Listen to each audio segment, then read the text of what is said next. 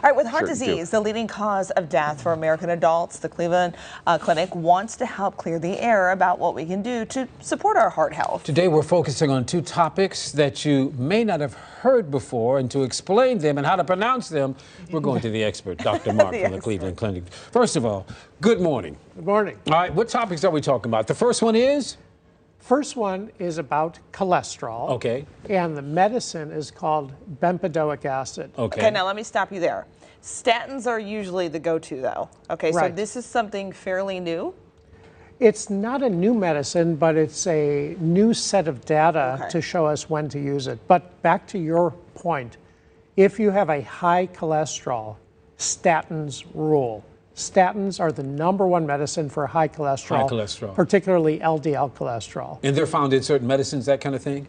Well, statins are their own medicine. They're their own medicine? It's a whole group of medicines. A group of medicines, okay. And those medicines, statins, save lives in people with high LDL cholesterol, people who've had heart attacks and strokes and blockages in arteries.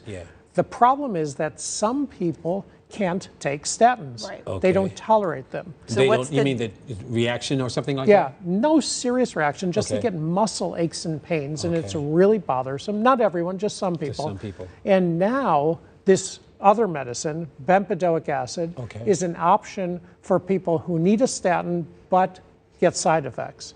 Is it as good though? I mean, does it do what statins do? It's not quite as strong a medicine, not quite as effective. But what this study shows, 14,000 people, 7,000 got the medicine, bempedoic acid, 7,000 got a placebo, like a sugar pill. The people who got the medicine had a much lower LDL cholesterol and were less likely to have a heart attack or a stroke. LDL cholesterol, what are you talking about? LDL is the bad cholesterol. That's the bad cholesterol. So there are a whole bunch of different kinds of cholesterol, and if somebody is going to tell you your lipid profile or cholesterol numbers, the one most important is your LDL or bad cholesterol. That's the one that causes heart attacks. Yeah, that's the one that causes heart attacks, okay. And this medicine reduces it. Okay. All right, and then our second topic today is the erythritol. So I know that a lot of artificial sweeteners, it's widely populated and a lot of people use them. Stevia and all the other ones. You've got your blue packets, your pink packets, your yellow packets. They're all on the table at the restaurant. Right. So erythritol, I actually never heard of that. So clearly not safe if you're using, or?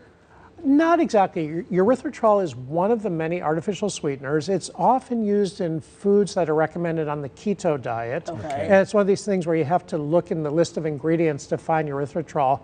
And what did this study find? This study found that people who use more of this particular sweetener were more likely to have heart attacks and strokes down the road. That's not good. And these are long-term effects that people aren't even aware of. So what should you look for? I mean, if you use those kind of sweeteners, check the packet, the information on it? Check the information, and if you see erythritol, particularly if you already have some heart disease or you're at risk for it, go a different direction. That study about erythritol isn't the kind of study we discussed with the other medicine. This one was an observational study where they looked at 1,000, 1,100 people and said, let's see how these people did and how many had a lot of erythritol in the bloodstream.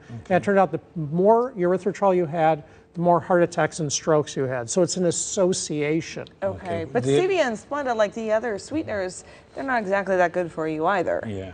Right? So are they kind of in the same category? No, they're similar, but not exactly the same. They're all different chemicals. And I'll tell you, there's nothing wrong with natural sweeteners. Like, I think a perfect package is a grape. Made by nature, grapes, fruits, have sugars in them. Just do that. And, don't do the artificial sugars. stuff. It's the best way to go. That's the takeaway, basically. So there you go. Put your strawberries in your coffee. Well, it's just, it's a new drink. Don't drink coffee. It's a new drink. Don't drink the coffee. Oh, no, that's a whole other topic. Another topic. A little coffee's okay. Here we go. Thank you, Doctor. Thank you, Dr. Marc. Always good to see you.